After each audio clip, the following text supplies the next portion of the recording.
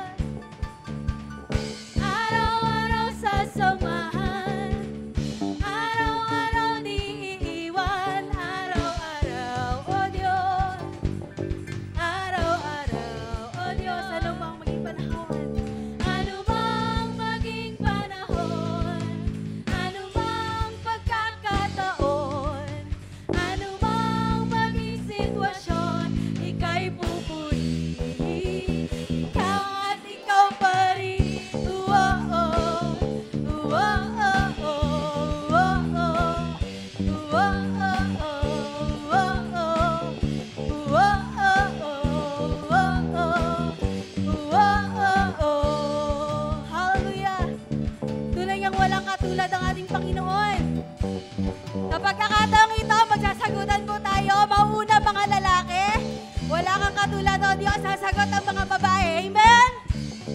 Wala kang katulad. Lalaki, wala kang katulad, lalala kang katulad. Wala kang katulad. Once again, mga boys. Wala kang katulad, lalala kang katulad.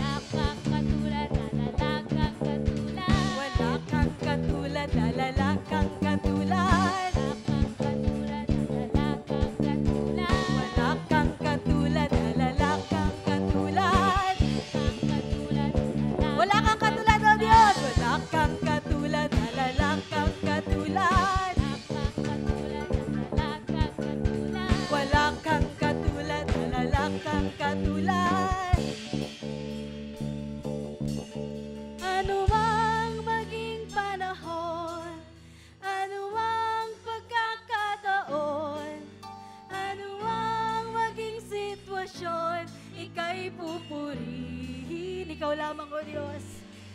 Ano mang maging panahon, ano mang magkakataon, ano mang maging sitwasyon, ika'y pupurihin. Ano mang maging panahon, ano mang pagkakataon, ano mang maging sitwasyon, ika'y pupurihin. Ikaw at ikaw pa rin. Oh, oh, oh, oh, oh, oh, oh, oh,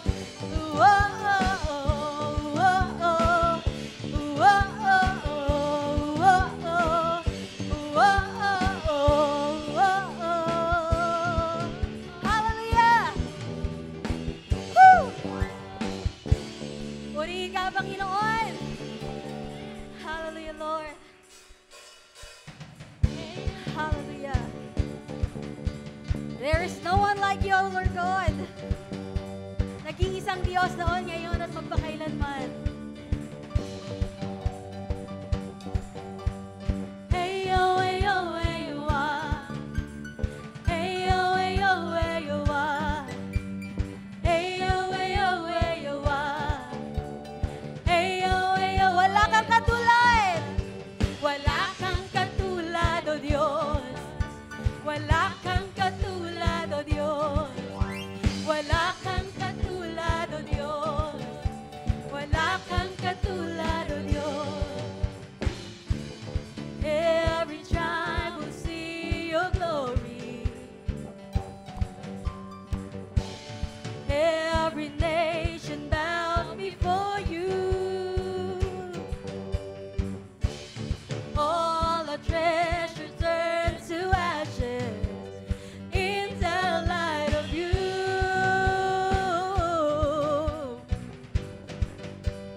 As we're singing, holy is the Lord Almighty. Only you are worthy, worthy of it all. Praise and glory, honor and strength unto our God, matchless, endless, love unrestrained. This is our God. Every tribe sing, ayo, ayo, ayo, ah. Ayo, ayo, ayo, ah. We sing, ayo, ayo, ayo, ah. Ayo, ayo, ayo, ah. Hallelujah! There is no one like our God. No one, there is no one like our God. There is no one like our God. There is no one like our God. Wala kang katulad, O Diyos. Wala kang katulad, O Diyos. Wala kang katulad, O Diyos. Wala kang katulad, O Dios. No hay nadie como nuestro Dios.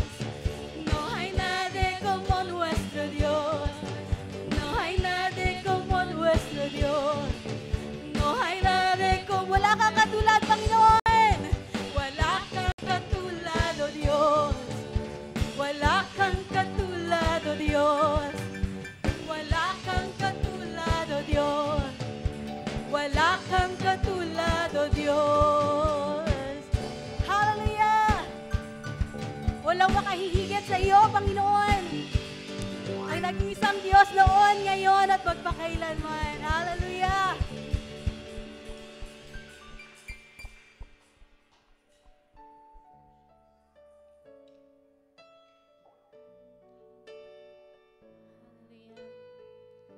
Tunay nga, Panginoon, na wala kang katulad.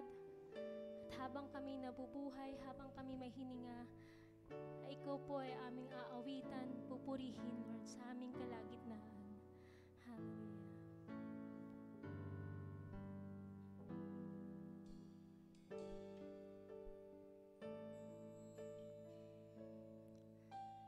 Awitin ko man lahat ng awit sa mundo, di kayang ilarawan ang kadakilaan mo,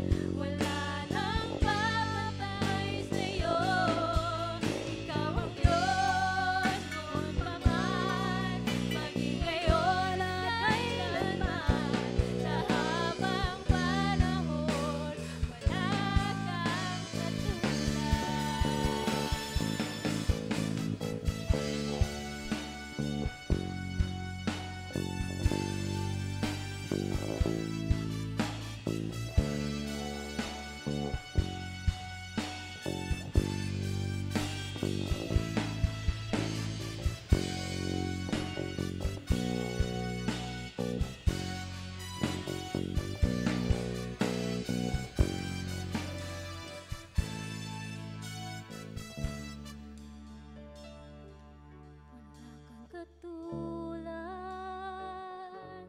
wala nang higit sa'yo, wala kang katulad,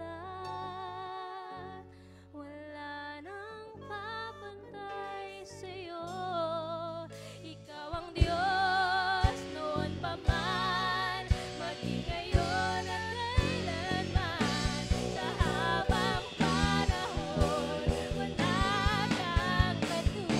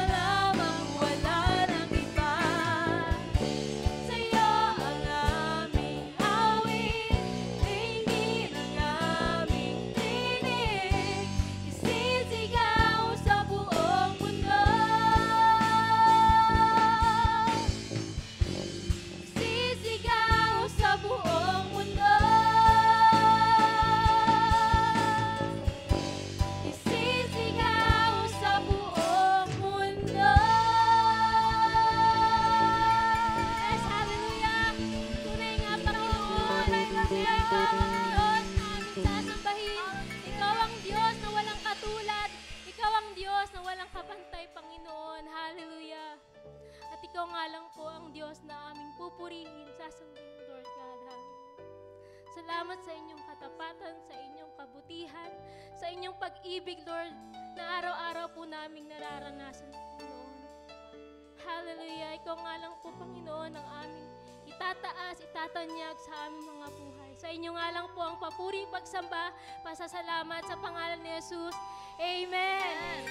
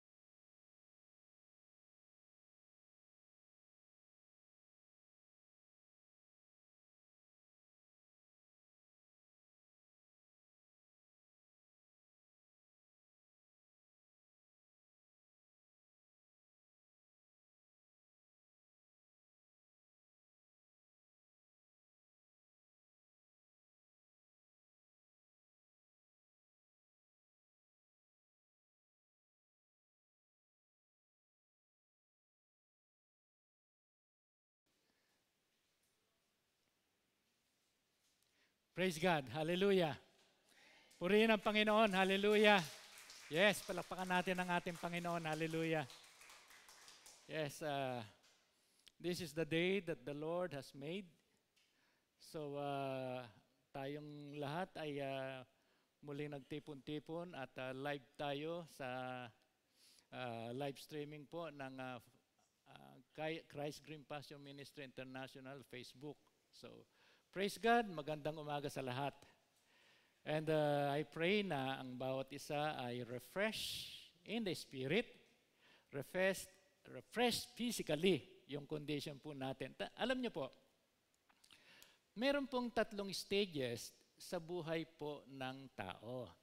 Ang unang stages ay kapag dumating na yung tinatawag na adolescent period. Okay. Yan yun, mga teens. Na ang mga teens, ang kanilang pinagkakaabalahan, ang kanilang concern ay walang iba, kundi yung kanilang sarili. Okay. Tinitingnan nila kung maayos ang kanilang muka, lalong-lalo na pag nasa labas sila, kung attractive kaya ako sa ibang opposite sex. Okay.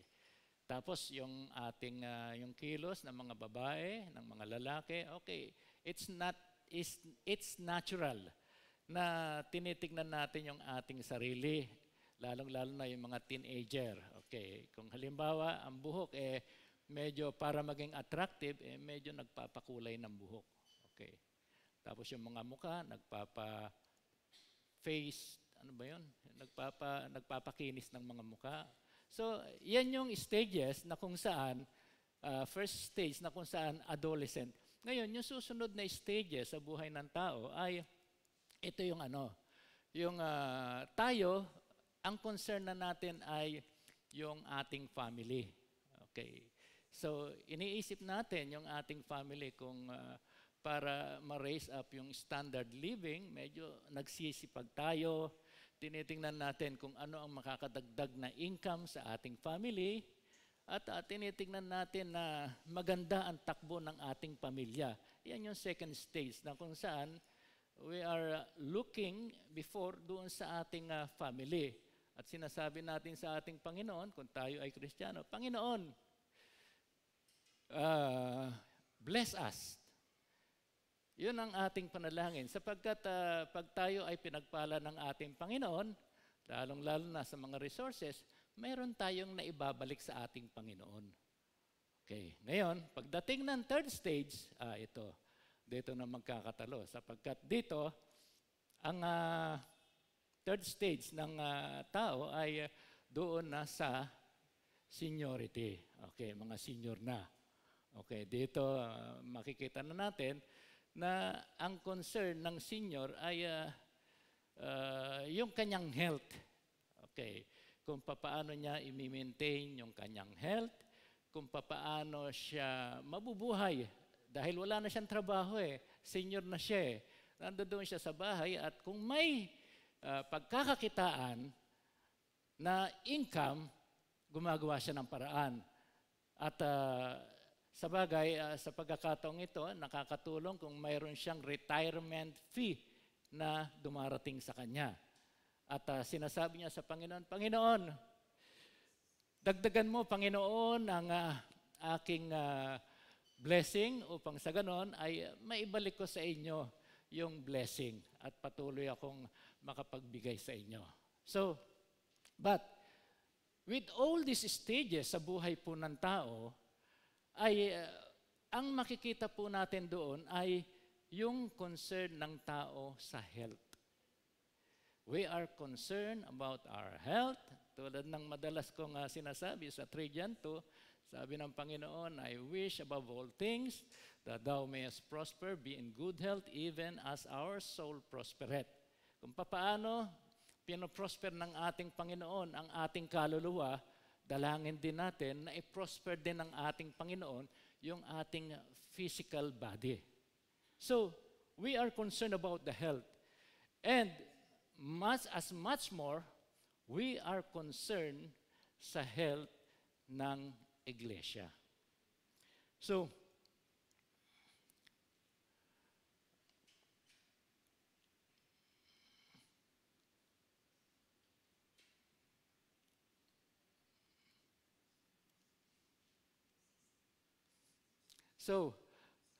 the message of the Lord is the marks of a healthy church.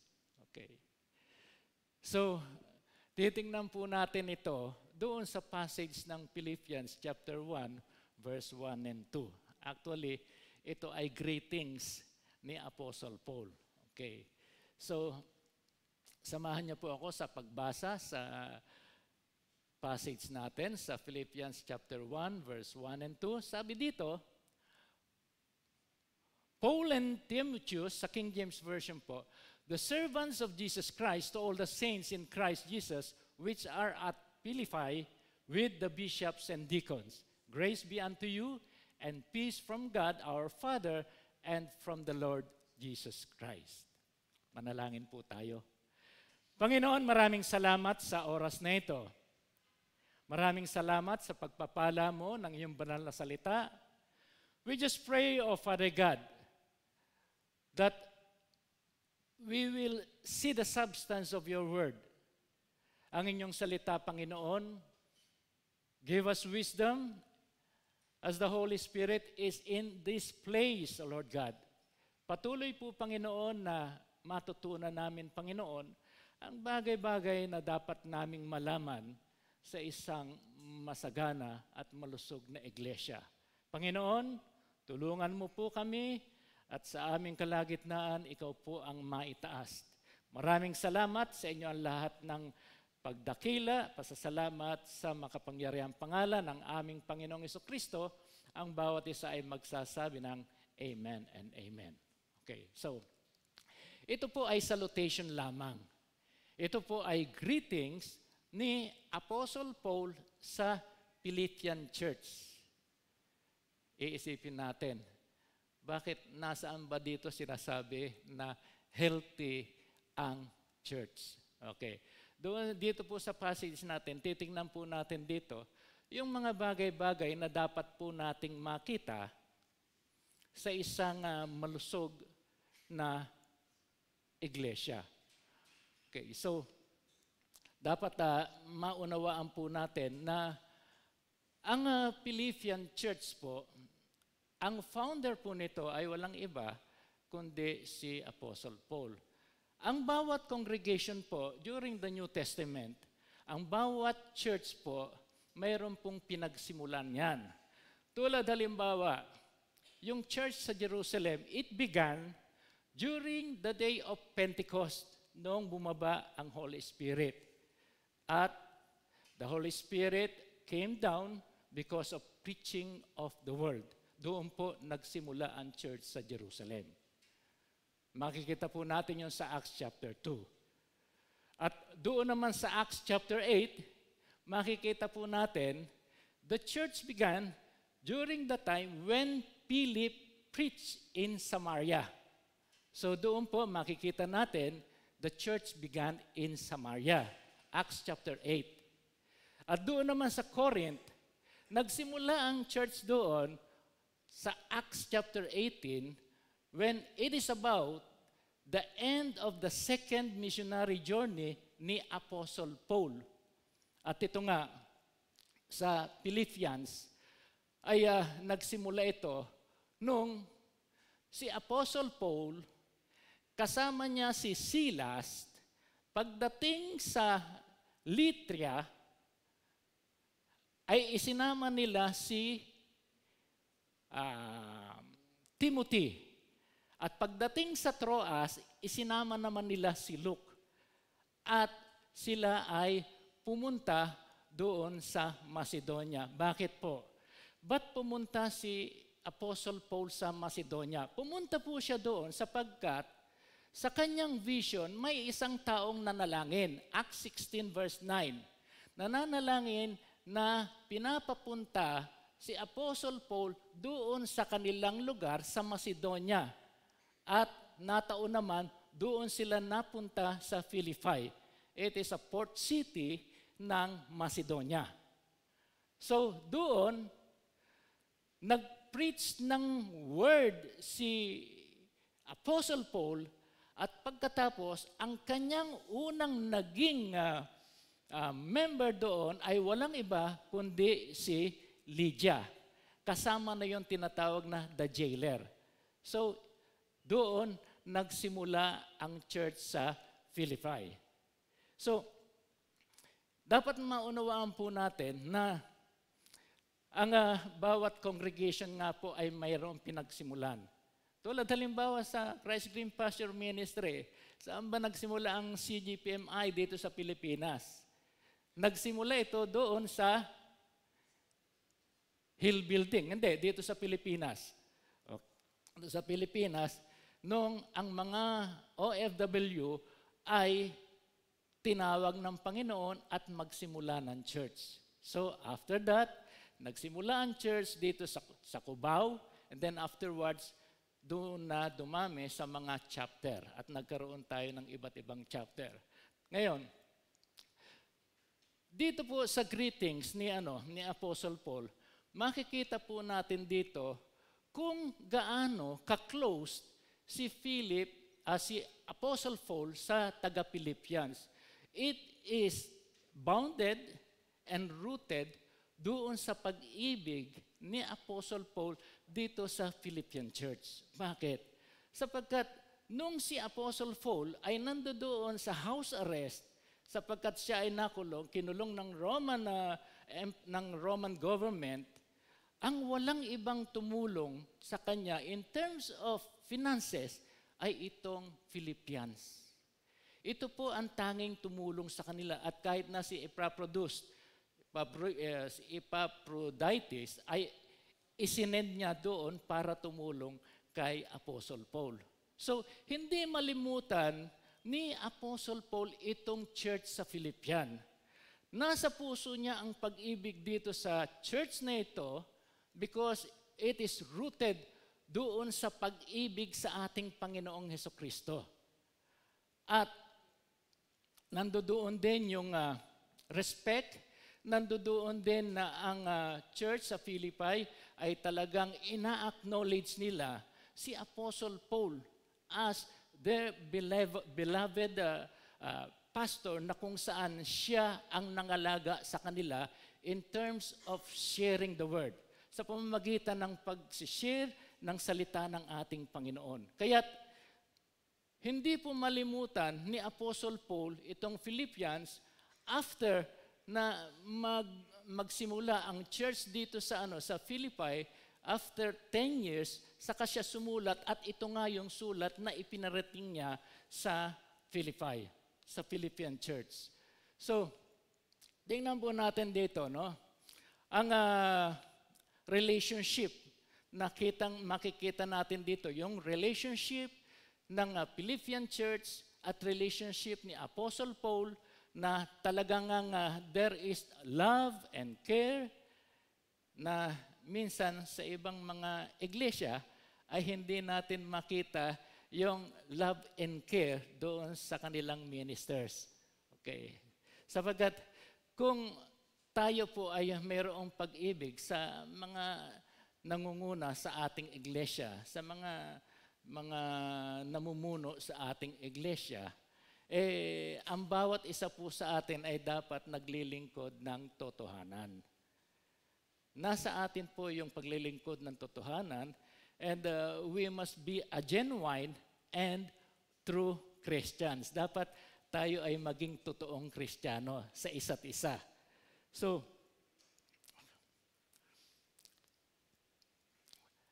isang bagay na kung saan makikita rin natin ang ating Panginoong Jesucristo during His ministry, pinapakita niya kung sino siya at kung ano siya. Yung kanyang karakter, yung kanyang behavior, at makikita natin na very frank ang ating Panginoong Jesucristo sa lahat ng bagay. Pag nagkamali ang bawat isa, kinokorek niya. Tulad halimbawa yung pangyayari sa Last Supper, okay. At ang sabi niya kay Judas,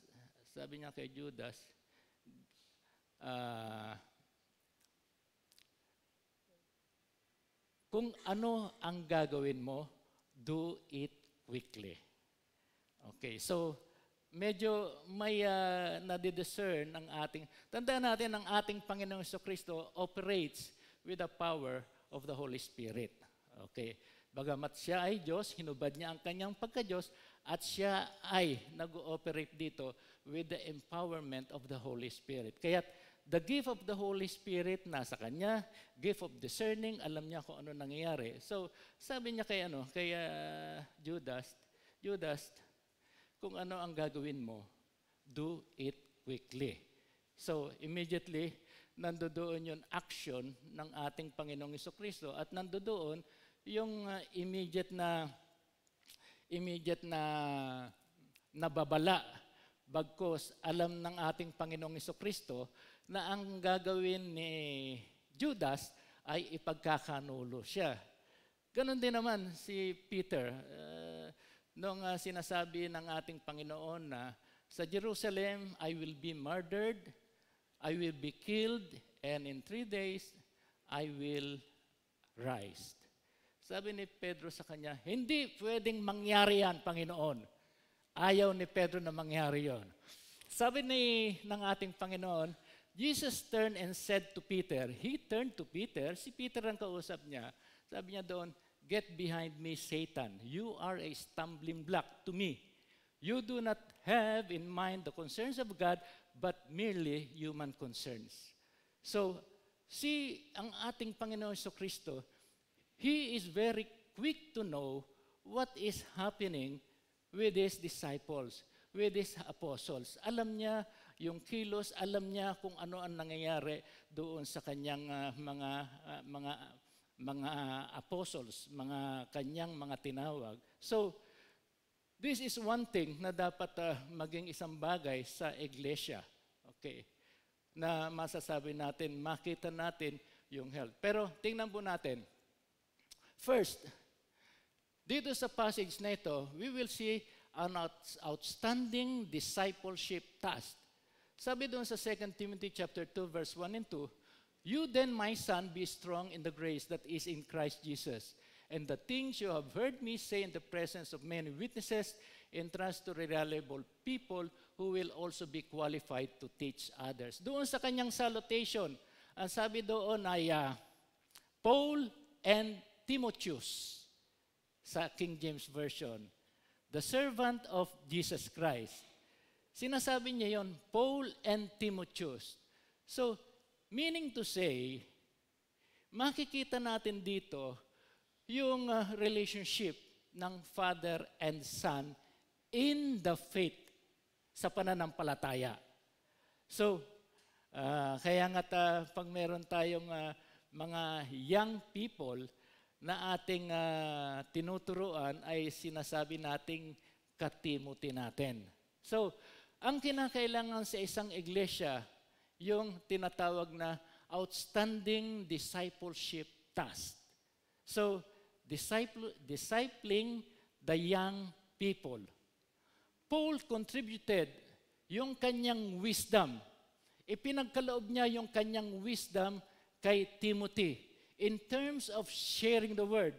Kung kaya pero itong si Timothy, alalahanin natin na siya sa pagkabata pa ay natuturuan na ng salita ng Panginoon dahil ang kanyang mother ay believers, si Eunice. So, alam ni Timothy ang salita ng Panginoon, and then afterwards, nakasama ni Apostle Paul, ito si Timothy, tinuruan niya ito, dinisciple niya ito, kung kaya't ito si Timothy ang tinaguriang pinaka-young pastor during that time.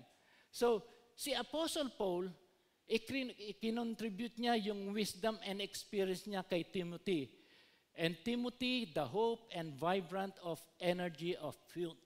He focused upon finding young people and making disciples of them. Ito yung unang task. To make disciples. Lalong-lalo na, disciples of the young generation. Paano kung matanda? Pwede bang i-disciple ang matanda? Pwede rin naman. Sapagkat kahit na maputi na ang buhok, pwede pa rin naman siyang mag-share ng salita ng Panginoon. Paul and Timotheus, the servant of Jesus Christ, to all the saints in Christ Jesus, which are at Philippi with the bishops and deacons. So, number one, to have a healthy church, church must produce disciples.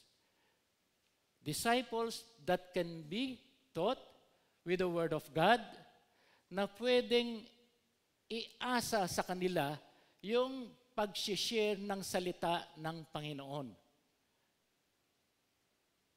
Ngunit, ang kinakailangan dito ay merong mag-share. A person who can share, who is knowledgeable sa salita ng ating Panginoon. So, ito yung number one na dapat. Ito naman yung ito naman yung commission ng ating Panginoong Hesukristo talaga doon sa Matthew 28, verse 19 to 20. Sabi niya, "Go ye therefore and teach all nations, baptizing them in the name of the Father and of the Son." Alam po natin ito. Ito po yung commission na ipinagkaloob ng ating Panginoong Hesukristo doon sa kanyang mga mananampalataya. Wala pong exempted sa mga mananampalataya na hindi ako marunong mag-share. But then, every leader in the church must produce disciples. Another thing, the presence of committed servants and saints. Okay. Servants and saints. Sapagkat ang sabi doon, Paul and Timotheus, the servant of Jesus Christ, to all the saints in Christ Jesus. Kasi noon, ang pagkaalam po natin sa saints noon ay yung bang banal. Banal siya. At kadalasan, ang pinaka-picture ng saint na nakikita natin sa larawan ay yung mayroong bilog dito sa ulo. Doon sa previous na traditions na ating nakilala, ganon ang kanilang pagkakilala. Basta mayroon outstanding na ginawa yung tao na yon in terms of doon sa faith, religious faith nila, ginagawaran nila at sinasabihan nila na ito ay saint. But you know, brethren, everyone who accept the Lord Jesus Christ and every believers are called saints. Tingnan po natin yung ating katabi kung talagang saints. Amen. Presence of committed servants and saints. Tingnan po natin dito. Ano po ang ibig sabihin ng servant? Servant is a translation of the Greek word doulos, which means more literally a slave or bond servant. So, kung titingnan po natin ito, yung servant na binabanggit sa scriptures ay sa salitang Greek word ay doulos. At ang ibig sabihin niyon, literally, ay slave and bond servant. Pero, kung titingnan po natin yung definition talaga ng servant, pati slave, magkaiba po. Sapagkat yung servant is a person, he is free to those whom he wanted to serve. Ang isang servant ay free siya kung sino ang gusto niyang paglingkuran. But then a slave is bought and purchased. No? And he has no right with himself because all the rights are being given doon sa master. Kung ano ang gusto ng master, yun ang dapat masunod. Because you are a slave, binili kita, kaya't ako ang mayroong authority sa iyo. Lahat ng aking gagawin, susunod ka.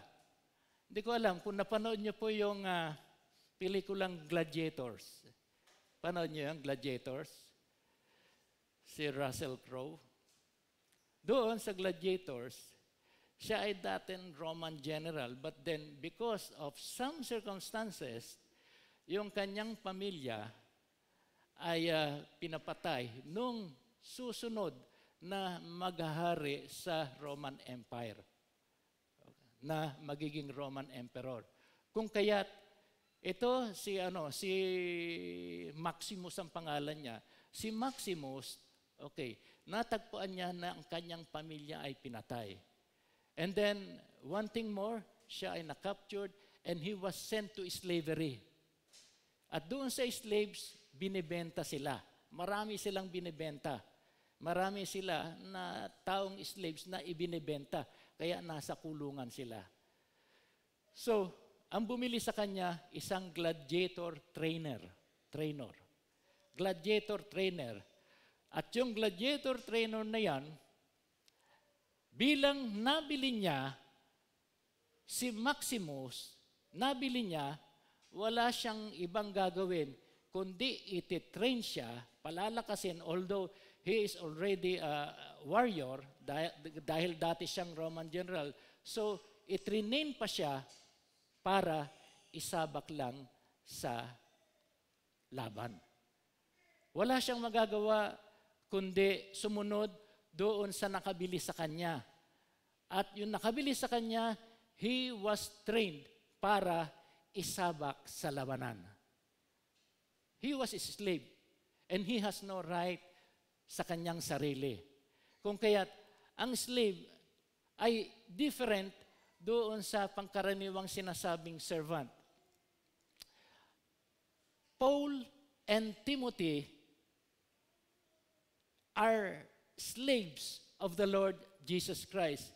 Every one of us, every believers na tumanggap sa ating Panginoong Jesucristo, hindi na natin pag-aari yung sarili natin. We are bought at a price. At ang price na yan, walang iba, kundi ang ating Panginoong Jesucristo. The blood of the Lord Jesus Christ is not cheap. Hindi po cheap. Ang ating Panginoong Jesucristo, He bought us. Kung kaya't ang bawat isa sa atin dito ay pag-aari ng ating Panginoong Jesucristo. We are bought at a price. And we are not our own selves ngayon. Because previously, nandoon tayo sa kadiliman, but because we are bought at a price, tayo ngayon ay nandoon na sa liwanag. And we are a new creature. Why? Because we are the slaves of the Lord Jesus Christ. And Paul and Timothy is called to be the slaves of the Lord Jesus Christ. So, the slave was owned by his master. Isang bagay yan. No? Ang master, ang pag-aari ng master ay walang iba, kundi yung nabili niya. And we are bought at a price. Tayo po ay slave ng ating Panginoong Jesucristo. So, and the slave existed for his master, and he had no other reasons for existence. Nag-i-exist lang siya, it is because of the reason na mayroon siyang master. Because he should be the one to obey everything na sasabihin sa kanya ng master. Obedience is the term. Kung natatandaan po natin, doon sa 1 Samuel chapter 15, si King Saul po. Si King Saul ay inutusan ni Samuel through ang ating Panginoong Diyos. Nagsalita kay Samuel, utusan mo si King Saul na lipulin ang Amalekites. Lipulin ang buong 5 Amalekites. Lahat ng sundalo, lahat ng tao, bata, matanda, buntis, pati mga hayop, mga lamb, mga cattle, lahat lipulin, walang ititira. Ginawa ba yun ni King Saul? Hindi niya ginawa yun. He disobeyed God. Bakit?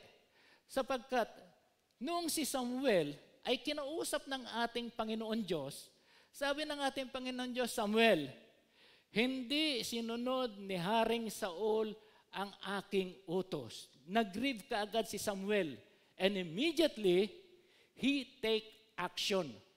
Pinuntahan niya kaagad si King Saul, at pagdating doon niya kay King Saul, naririnig ni Samuel ang mga iyak ng mga baka. Ang iyak, ang mga tunog ng mga lamb na nagpapatotoo na ito si King Saul ay i-preserve niya yung mga magagandang hayop, mga lamb and cattle, bagkus lahat dinestroy niya, tinira niya yon at tinira niya rin si King Agag. Tinira niya. So, tinanong siya ni Samuel, sinunod mo ba ang utos ng Panginoon Diyos? Sinunod ko. Sabi niya ganun. Sinunod ko. Kaya lang, yung mga sundalo ko, kinuha yung magagandang hayop at tinabi nila. So, lying. Nagsinungaling siya. Tapos kinuha niya yung bagay na hindi dapat niya kuhanin. So, ibig sabihin niya, plinander niya yung mga hayop. At pagkatapos, ang sinabi niya doon kay Samuel, yan naman mga kinuha kong mga na yan, mga lamb, pati cattle na yan, i-offer ko naman yan sa ating Panginoon. Yung bagay na kinuha niya at plinander niya, yun ang i-offer niya sa ating Panginoon. Tingnan niyo po, hari na po siya yun. Hari na. And he really disobeyed God. Supposed to be, ito si King Saul, he must obey kung ano yung immediate, kung ano yung specific na inutos sa kanya. Sa atin po, mga kapatid, there are times that we are swaying sometimes doon sa pagiging obedience natin. Minsan, hindi natin lahat nagagawa yung dapat nating gawin na sumunod sa ating Panginoon Diyos. Meron tayong nagsisway tayo at iniisip natin, pwede naman tayong makabalik sa ating Panginoon sapagkat pwede naman tayong humingi ng kapatawaran. Bagkus, nung nangyari yon kay King Saul, sabi ng Panginoon Diyos, he will be rejected as king of Israel. Dahil doon sa kanyang pagsuway, na-reject siya. Doon sa kanyang ginawang hindi maganda. So, if we are slaves of the Lord Jesus Christ, we must obey. At ito pa ang sinabi ni Sa 1 Samuel 15 verse 22, "But Samuel replied, 'Does the Lord delight in burnt offerings and sacrifices as much as in obeying the Lord? To obey is better than sacrifice, and to heed is better than the fat of rams.'" To obey is better than sacrifice. Sumunod muna po tayo sa ating Panginoon. At yung sacrifice, secondary na lamang po yung sacrifice na yan. Sabi sa Galatians chapter 6 verse 7, "Do not be deceived. God cannot be mocked. A man reaps what he sows. Whoever sows to please their flesh from the flesh will reap destruction. Whoever sows to please the Spirit from the Spirit will reap eternal life." Ito po, parang SOP po ito. Kung ano po ang tinanim natin, yun po ang aanihin po natin. Kung nagtanim tayo ng gawaing hindi maganda, aani tayo ng hindi rin maganda. Ngunit pag nagtanim tayo ng kabutihan, ang babalik rin po sa atin ay kabutihan. So, the slaves will belong to his master. He was allowed no will and no ambition other than the will and ambition of the master. And that is the will of God, the will of the Lord Jesus Christ. Sabi dito sa Ephesians chapter 6, pero wala to sa ano natin. Sabi dito, Ephesians chapter 6 verse 5 and 6, sabi dito, "Slaves, obey your earthly masters with respect and fear and with sincerity of heart. Just as you would obey Christ, obey them not only to win their favor when their eyes is on you, but as slaves of Christ, doing the will of God from your heart." Hindi po tayo nagtatrabaho at naglilingkod sa Panginoon para sa ibang tao. Tandaan po natin, tayo po ay naglilingkod sa makapangyarihan Diyos. So, it is about time for us to please God and not to please men. We are not men pleasers. We are God pleasers. Dapat ma-appreciate po ng ating Panginoon ng lahat ng ating ginagawang paglilingkod sa Kanya. So, ito po yung isang bagay na dapat po nating matutunan. The great need today, yung pinaka-thought, the great need today is for men and women to become slaves of the Lord Jesus Christ. We must become His slaves and do what He says. Then and only then will the world be rich with the glorious news of eternal life. Kung ang bawat isa po tayo ay magiging slaves ng ating Panginoong Jesucristo, ini-introduce po natin sa ating kapaligiran, sa ating society, yung tinatawag na eternal life sa kanila.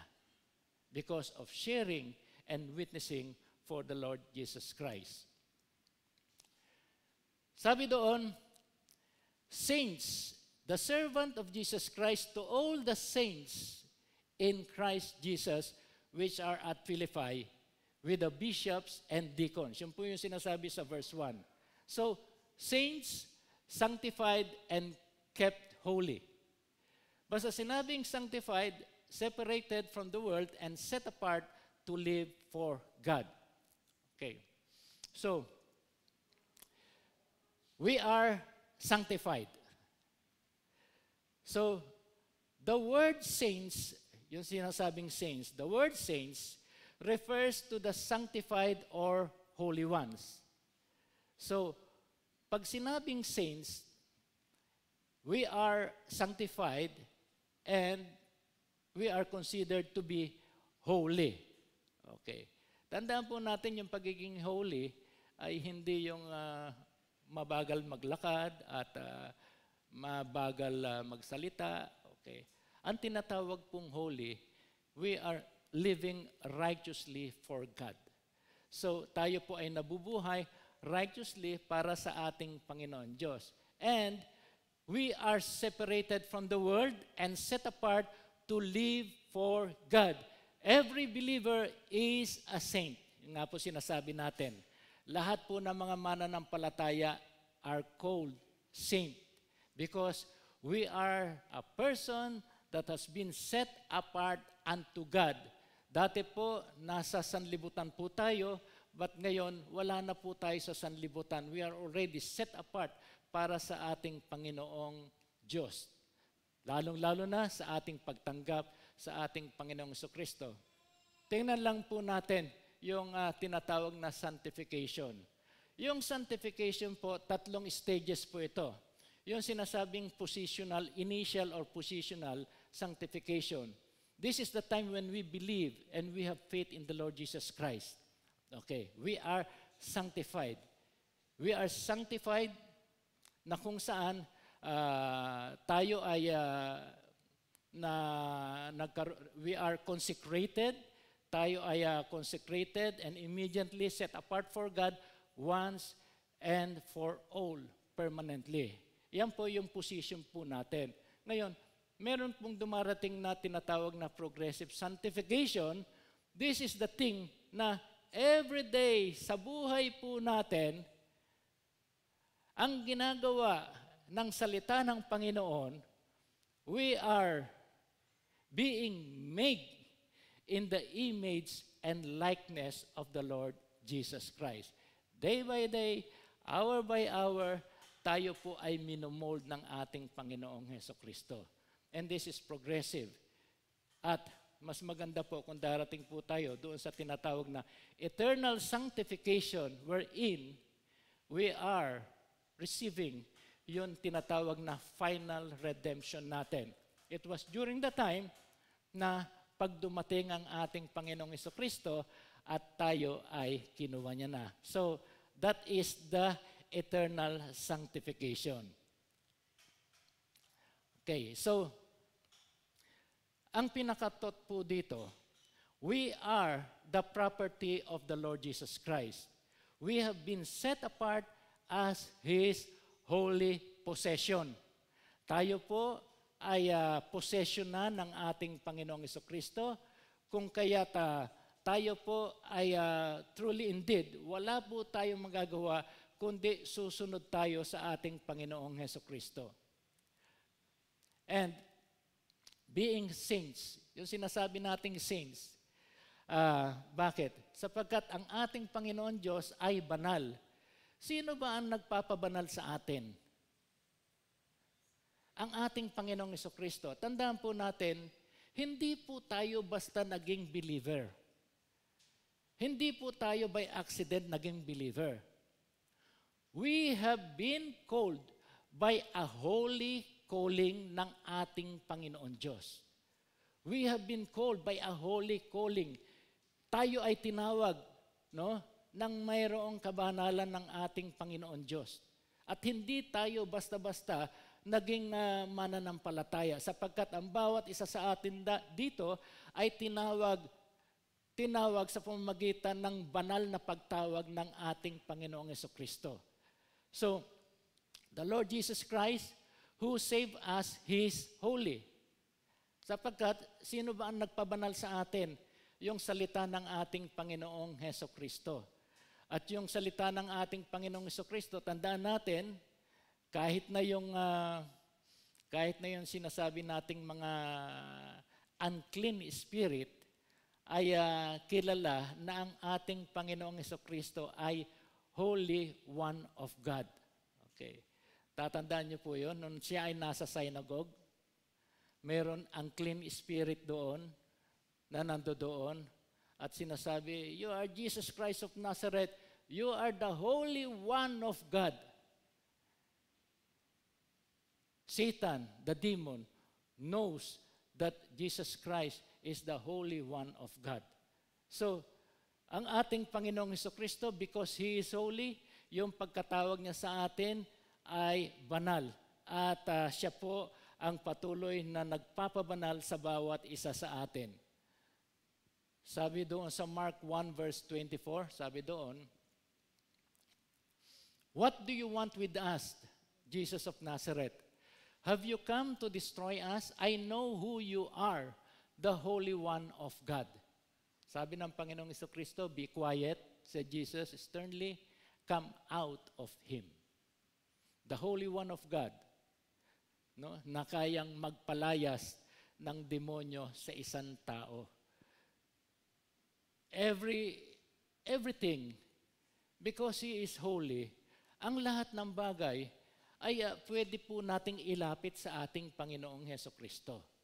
Kung gusto po natin ng karunungan, we can ask God that we may have a wisdom that comes from Him. Kung gusto po natin na tayo ay pagpalain sa ating mga ginagawa, we can ask God to bless everything what we are doing with our hands. Ang ating Panginoon Diyos po, because of His mercy, because of His compassion, mahaba po ang pisi ng ating Panginoon Diyos para tayo ay patawarin sa ating mga pagkakasala. Pag tayo po ay nagkasala, God is faithful and just to forgive us from all our unrighteousness. Ang ating Panginoon Diyos po, He is full of compassion, He is full of mercy, at natutuwa nga po tayo dito sapagkat itong umaga na ito, great is thy faithfulness, sapagkat yung faithfulness ng ating Panginoon Diyos ay bago tuwing umaga. At kung bago ang faithfulness ng ating Panginoon tuwing umaga, He refreshes us, and the Spirit is with us, and we are very focused doon sa mga sinasabi ng ating Panginoong Jesucristo. So, the thing is that the Spirit of God who indwells our body is holy. Walang iba kundi yung banal na Espiritu. So, kung titingnan po natin, doon sa 2 Timothy chapter 1 verse 9, sabi doon, He has saved us and called us to a holy life, not because of anything we have done, but because of His own purpose and grace. The grace was given us in Christ Jesus before the beginning of time. He saved us and called us to a holy life. Tinawag tayo ng ating Panginoon Diyos para mabuhay tayo ng mayroong kabanalan. Sapagkat doon sa Colossians, sabi doon sa Colossians,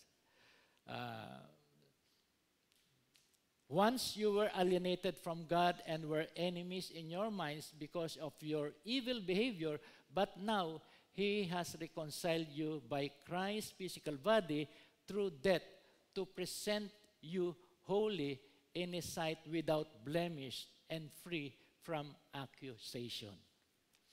So, being sanctified and being holy, tandaan po natin, ang Panginoong Hesukristo mismo ang magpepresenta sa atin sa Diyos Ama na tayo ay banal. He will present us to the God the Father as a holy one, bilang isang tao na pinabanal ng salita ng Panginoon at pinabanal dahil doon sa ginawa ng ating Panginoong Hesukristo. Ngayon, sabi dito, bishops and deacons. Healthy church organizes for ministry and has leaders who lead by example. Bishops, sa Greek ito ay episkopois, apparently the same as the elders, presbyteros, or ministers of a church. So, bishops and elders is interchangeably used. Yung deacons naman, diakonois, spiritually minded men who had dedicated their lives to the Lord to minister to the saints of God. Pag sinabing minister to the saints of God, hindi lang sa pamamagitan ng paglilingkod physically. Deacons should also serve by witnessing for Christ. Ang deacons, nagsishare din ng salita ng ating Panginoon. Hindi komot deacon po tayo, ay nandoon lang po tayo sa mga physical aspeto. na paglilingkod sa iglesia. So, bakit natin sinasabi ito? Bakit natin sinasabi ito? Sapagkat ito po ang kinapapalooban ng isang healthy church. Bishops and deacons.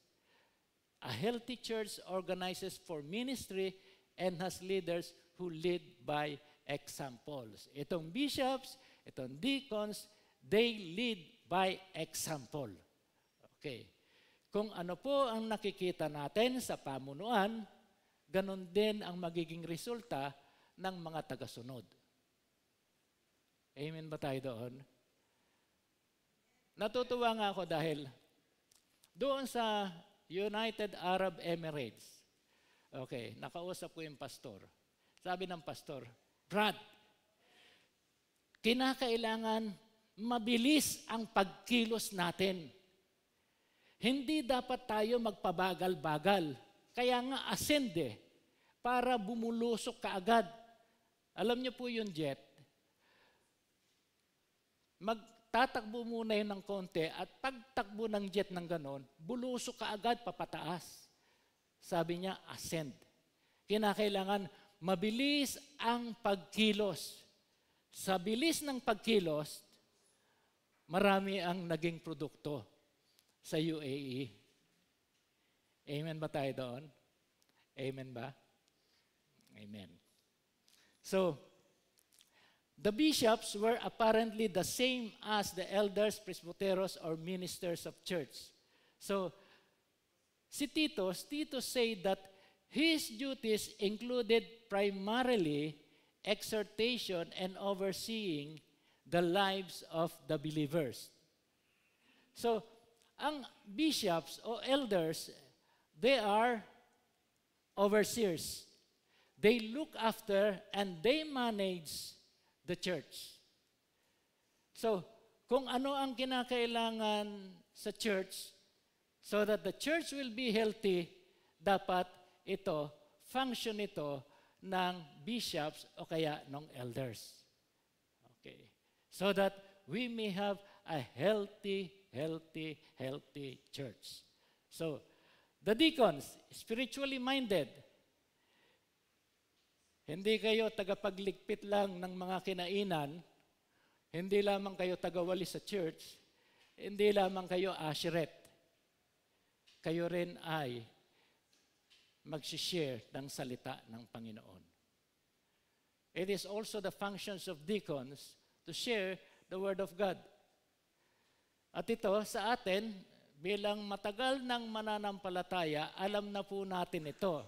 Ano ang thought? The church must organize for ministry and must always be careful to ordain only persons who have proven to be spiritually mature in the Lord. Ulitin ka po. What is the thought? The church must organize for ministry and must always be careful to ordain only persons who have proven to be spiritually mature in the Lord. The two ordained officers of the church must be diligent in both their duty and in sharing the word of the Lord. Kung gusto po natin tunghayan, medyo yung functions ng elders, titingnan po natin yung Titus chapter 1 verse 6 to 9 at yung deacons, functions ng deacons sa Acts chapter 6 verse 1 to 4. And lastly, the healthy church manifests God's grace and peace. Grace be unto you and peace from God, our Father, and from the Lord Jesus Christ. So, sa final conclusion po natin, meron po akong tanong. Brethren, are we a healthy church now or just what we expect still heading for it? Alam niyo po, ang ating dream sa iglesia ay maging healthy at maging malusog ang iglesia. Wala pong hindi nangarap at walang hindi nanalangin na ang church ay maging malusog. Pag sinabi po nating malusog, ito po yung dapat nating makita. Dito sa salutation o sa greetings ni Apostle Paul doon sa Philippian Church. Sapagkat napaka-importante po yung bawat aspeto na dapat po nating matutunan para ang iglesia po ay maging malusog. Dapat po, tayo po, ang bawat isa sa atin, ay mayroong pagnanais na ang ating church po ay tunay nga pong maging nakita po natin yung growth ng church. Bagamat every church, okay, hindi po natin sinasabi na tayo po ay kinakailangan maging mega church. Okay. But if it is the Lord's will, why not? Bakit hindi? Pero as much as possible, we try ourselves, bishops, elders, deacons, you have a great part in the church. At ito po ay tunay nga po na makikita natin sa ating bawat klase ng paglilingkod sa iglesia. Manalangin po tayo. Panginoon, maraming salamat, Panginoon, sa inyong banal na salita. Patuloy po, Panginoon, na ikaw po ang kumilos sa bawat isa sa amin, O Lord God. Bagamat ikaw po ang Diyos na makapangyarihan sa lahat. Ikaw po ang Diyos na nagbibigay ng karunungan sa amin. Panginoon, patuloy po, Panginoon, na ikaw ang mag-develop, O Father God, ng bawat isa sa amin, O Lord God, ay patuloy pong maging asset po, Panginoon, ng iglesia. As we move forward, O Father God, sapagkat lumipas na ang January, we are now February, and we are now heading to March, O Lord God. Patuloy po, Panginoon, na bigyan nyo ng kalakasan ang bawat isa sa amin, O Lord God. Anoint each and every one of us, O Father God, and let the moving of the Holy Spirit hover in this church, O Father God. Anoint each and every one, O Father God, so that by the lips, O Father God, na lumalabas sa aming lips, ito po, Panginoon, ang magiging way, O Father God, on how we will win souls for the Lord Jesus Christ. Lord God, marami pong salamat, Panginoon, sapagkat ikaw po ang aming karunungan. Ang inyong salita ang aming karunungan. At patuloy po, Panginoon, nabubuhay po kami, Panginoon, because you bought us as a price, O Father God, and the price is not cheap, O Father God, the blood of the Lord Jesus Christ on the cross of Calvary, that allow us to be sanctified and to be holy. Lord, we just thank you, O Father God, for everything, O Lord God. The blessings you have put, O Father God, in the church, O Father God, the blessings, O Father God, you are using, O Father God, every members of the church, O Lord God. Maraming salamat po, Panginoon. At patuloy po, Panginoon, na inilalagak namin sa inyo ang lahat ng bagay dito sa iglesia upang kayo po, Panginoon, ang manguna sa tulong ng banal na Espiritu. Lord God, we just thank you, O Lord God. Maraming salamat, Panginoon. At sa inyo namin binabalik ang mataas na papuri at pagsamba sa makapangyarihan at banal na pangalan ng aming Panginoong Jesucristo. Bawat isa ay magsasabi ng Amen and Amen. Palakpakan natin ang Panginoon.